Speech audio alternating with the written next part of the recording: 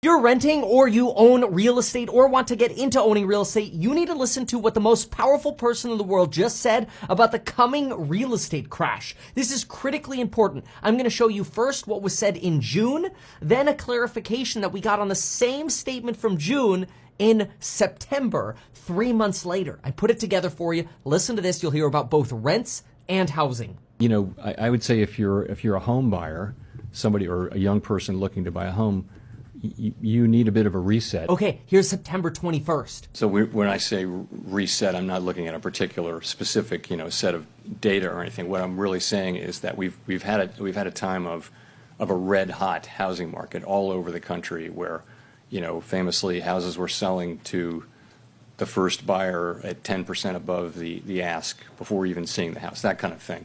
So there was a big imbalance between supply and demand. Housing prices were going up at an unsustainably fast level. So the deceleration in housing prices that we're seeing should help bring sort of prices more closely in line with rents and other housing market fundamentals.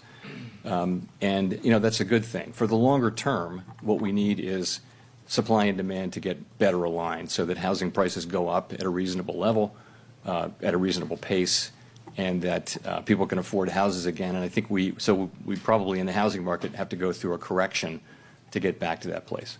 There are also longer run issues though with the housing market, as you know, where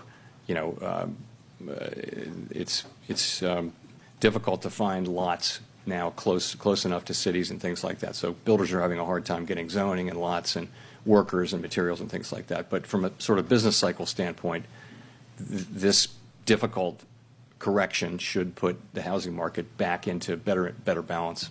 Folks, a correction means a more than 20% drop. That means Jerome Powell is expecting a difficult more than 20% drop in housing. And here's what he thinks about rents, also known as shelter inflation.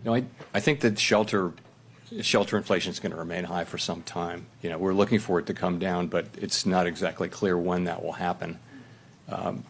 So it may take some time. So I think hope for the best, plan for the worst. So I think on shelter inflation, you've just got to assume that it's going to remain pretty high for a while.